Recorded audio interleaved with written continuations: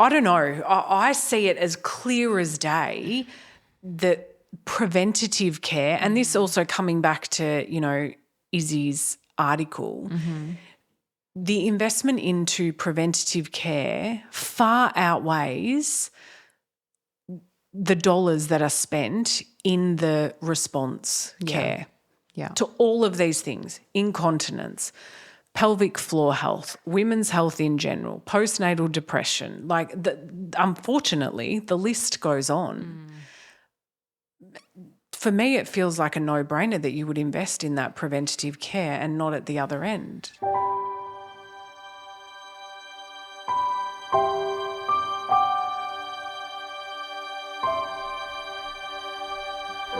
Hi everyone, and welcome back to No Place Like Home. I am Larissa and I'm here with Jess. Hi, beautiful everyone. Jess. Just you and I today. We're going to have a bit of a powwow. We are. But before we go into this topic that I know you're really keen to talk about, I just wanted to flag that we've been doing this for a year now. Yes. Does it feel like a year? It does not. But then it does. It feels like longer. I mean, that's time. Time is just never linear. Is Yeah. it? But I've just been thinking back to the first time we recorded and how Oh my God. we changed outfits every episode. Yeah, because we thought people are going to... We thought people would care what we were wearing, and we wanted to have this, look like we were recording every week, or I don't know what we were trying to do, but I think the last episodes we were just saying, oh my God, I looked like I crawled out of bed. So tired. Yeah.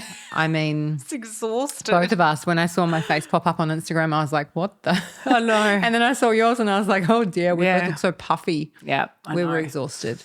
We've gone through the motions of... And now you're back from Italy, like the tanned goddess that you are, and I've got the Melbourne pale happening, but yes, no outfit changes today. No outfit change. I don't think we've done outfit changes ever since that first This morning episode. I was on my way and I was like, am I forgetting something? It felt so light, and I was like, oh, it's just clothes. Because we don't not taking my wardrobe anymore. No. But on that, I would love to thank each and every guest that we have had on over the last 12 months for sharing their stories, their experiences. We've laughed, we've cried, we've done everything in between. We've had many moments of too much information, I think. More is more. More is more. But yeah, a heartfelt thank you to everyone. And to everyone who's listened as well. We really, I know how many podcasts there are out there, and the fact that you choose ours when you sit down or jump in the car or go for a walk just means so much. Means a lot, yeah. Thank you. So on that note, creating change. Yeah. Well, I think it's, the reason that we did this podcast was to start talking about how we're going to change this space and this narrative of postpartum care and what is going on. And then we had a phone conversation yesterday and I was like, I'm just over it. Like, what are we doing, And while, we've opened the space and it's amazing, there's still a lot of frustration around, well, I've got an incredible team now, but we can't do it on our own. So what are we all doing collectively to move this and change it, And we've been blessed to have Izzy stay with us, Izzy of Gogglebox, who wrote an incredible article for Mamma Mia about her experience here. And, we had an influx of inquiries and website visits and, just all of it. And that was such a huge platform to raise awareness, yes, about home, but more so about this frustration around why is postpartum care seen as just a luxury. Yeah. When it is a necessity. Yeah. And I know we talk about this a lot on the podcast about, can't be told, what's the saying? You can lead a horse to water, but you can't make it drink. Yeah, you don't know what you don't know. What you don't know, all of that. And we've done an episode on you don't know what you don't know and all the rest of it. But there's so much education that needs to be done. Yeah. So, yeah, I wanted to talk about it today. It's fascinating, and we have touched on this before as well, but it's fascinating how, I've written a book about how to care for yourself in your postpartum. I had a business that delivered food to new mums in their postpartum. When you, Fern, came on to the podcast in one of the first episodes we recorded with guests, she even spoke about it. It's the second time mums that get it. Yeah. First time round, I don't know, the information is out there and some people do find it, some people do lean into it, but there are a lot of other people who are just so, there's a lot to think about when you're pregnant. And you've got to think about all the things you need to buy, and you've got to think about your birth, and you're still trying to hold down a job so that you can pay for all these things that you're hemorrhaging money for. And so many people just don't think about the postpartum because they just they don't know. And I agree with you wholeheartedly. And I think I saw another from a different perspective. I mean, I went to baby expos when I was pregnant, and I was that person that was like, okay, I need to spend this much on a pram, and this much on a nappy bag, and cot, and this and this and this. But then, as part of our research, we went and had a look at a couple of expos, and I was just, I don't know. I think I was a bit perplexed still that we're still in this. I can't tell you the pram stands at these expos are heaving with people. Yeah. Heaving. And I'm like, what is it about the pram? It's a status symbol. But I still don't get that. Yeah, I know. I don't know. Anyway, so it kept me thinking about how ingrained it really, really is. And for me, it needs to start with the care team, the health professionals at the point of starting that journey into pregnancy. Yeah, I mean, there's so much education available to people around pregnancy and birth, and postpartum needs to be included in that. Just coming back to the expos though, so I've done, there's two big ones in Melbourne. PBC. Yeah, the Parent, Baby and Child Expo and One Fine Baby. One Fine Day. One Fine Day is their wedding expo, but One Fine Baby. And so I've written to both of them, because we did expos there, and it was always the second time parents that would come up to us and say, oh my gosh, where were you with my first baby? Oh my gosh, I need your services so badly. First time parents were, still focused on the aforementioned prams and cribs and things. And I wrote to the organisers and I said, you've got a really big platform, and I do think, because they have a lot of education at these expos as well. And I said, as a business, it's not viable for us to be continuing doing these expos because it costs so much money. But I do think that given the platform you have a responsibility to be offering education, whether it's paid or free, whichever, but have it there as an option. And even just then when someone sees that, I'm going to One Fine Baby, these are the things that are being taught. And there's, a class on nutrition and postpartum, or how to heal after a cesarean birth, whatever it is. I really do think they have a responsibility to have a postpartum section of the exhibit. Yeah. Like if you are, like you said, if you've got the platform to be able to speak to thousands of women and birthing people, like, help us. Yeah. Give us a chop out. And I do think there's a bit of a, still, some people like it. Some people hear postpartum and what their brain says is postpartum depression. Because in America especially, the term postpartum is used to describe postpartum depression. And so I think a lot of people read the word postpartum and that's what they sort of think it means. But we're talking about the period after you have your baby and you come home and you're healing and you're learning to breastfeed, matrescence. Yeah, all of it. So, maybe we need to give it a new name, but education is just so important. It's interesting that you say that about give it a different name, because we've been fortunate enough to be invited to sponsor a conference, an expo on the Sunshine Coast in September, and it's the Well Supported Mother Postpartum Conference, and there's a whole lot of healthcare professionals going there, and it's a dive into the future of postpartum care. the whole picture. It's 2 days. It actually provides CBD points for healthcare professionals. So, midwives and everyone it can go towards. And they're showcasing interdisciplinary innovations for optimal outcomes. And it's educators from all over the world. Like there's some incredible speakers. Dr. Oscar Serelak is their headline speaker. There's some other incredible people, some amazing not-for-profits that are alongside us. But, they are trying to make inroads into taking the fluff out of postpartum, because I think that's what, intentionally or not, the system has done. The commodification of motherhood. Yeah. They've just made it fluffy, and the whole that's a luxury if you get to rest in your postpartum or if you get to do these things. Yeah. And it's concerning. Yeah.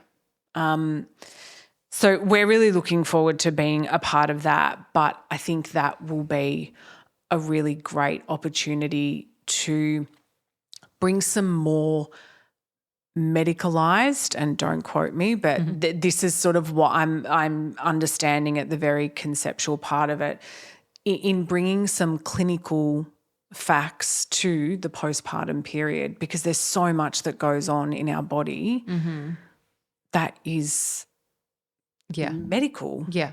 Right? Well, I mean, look at, this is not a unique idea. I've heard this being said before and I'm just regurgitating it. But look at any major surgery someone has, whether you get your ankle, whether you break an ankle or whether you have your gallbladder removed. My mum's knee replacement surgery. She look had at better the care. recovery that is not just available but expected. But you grow a human.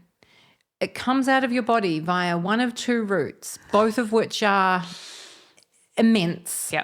And there's nothing. And then you've got to also learn how to feed that baby and care for it and tend to it around the clock.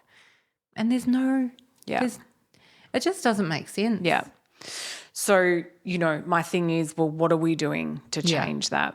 So, now that Home's up and running, that's kind of my job. I've turned into a professional beggar, and also, really trying to advocate for these trusted, I think that's a really big word in this, these trusted healthcare professionals. Yeah. And we know statistically that more women are going to obstetricians once they're falling pregnant who can afford it.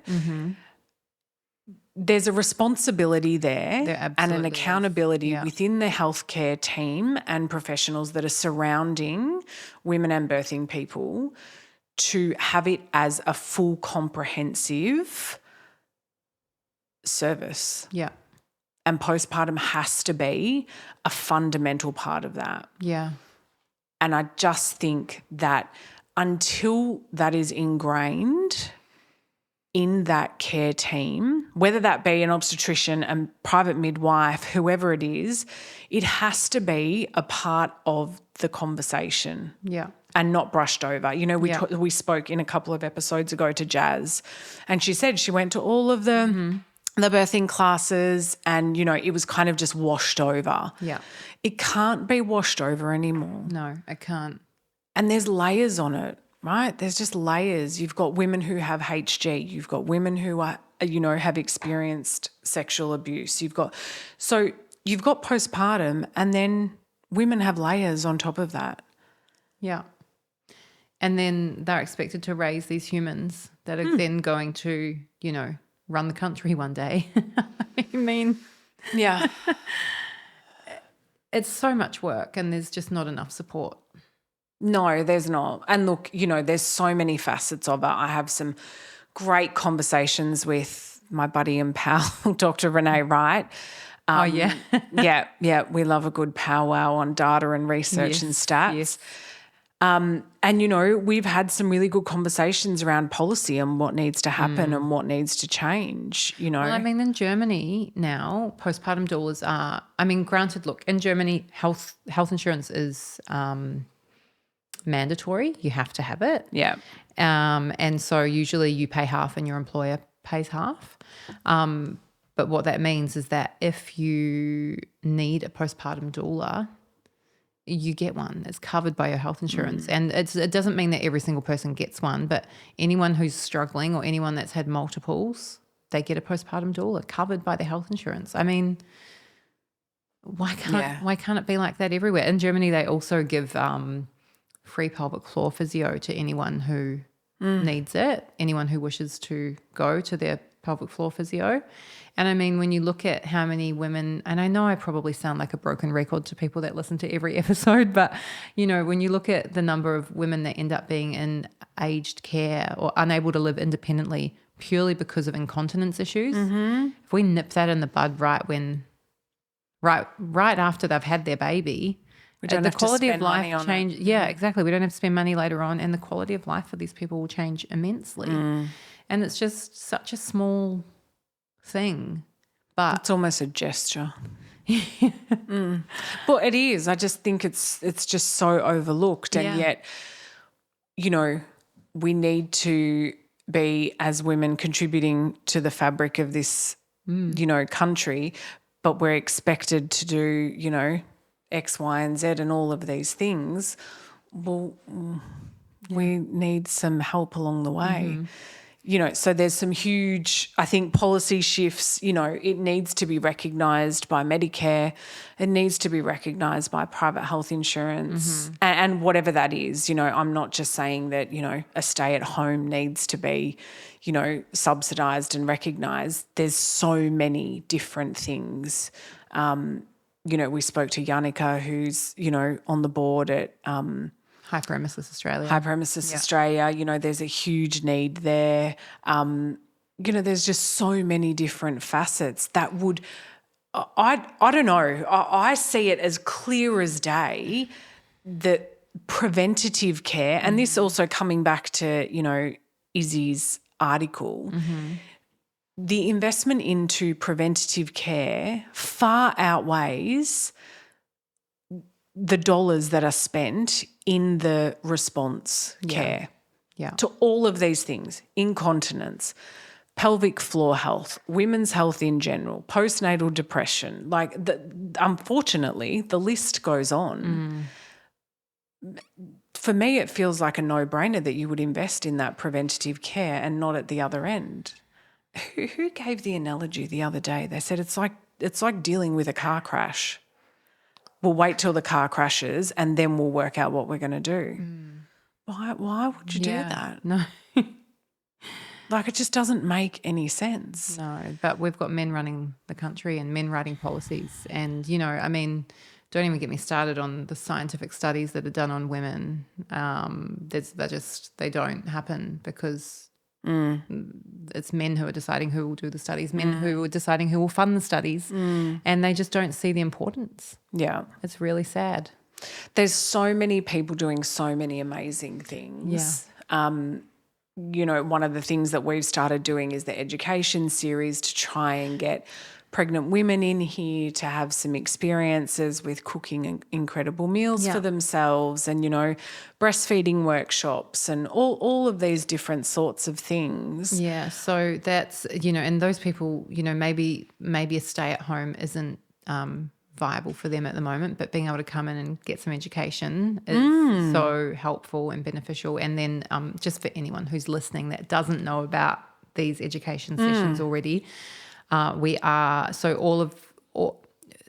you pay a fee to come to the education sessions, and that money goes into the home trust. So that means that anyone who comes and learns from our incredible team of practitioners and specialists, amazing, they will be then helping to fund a stay for someone who a portion of that cost goes to the home trust, which will support a woman or birthing person that can't afford to stay to be able to stay. So I think if you're sitting in the car listening to this, or you're on your walk and you're yelling at Jess and I, of course in the most affectionate way, yelling about your opinion of what needs to change or your ideas, let us know. We're going to what are we going to do, Jess? So we'll do an Instagram post. You can let us know on the Instagram post. We want to know how you think that we can make the postpartum experience an empowering one for everyone.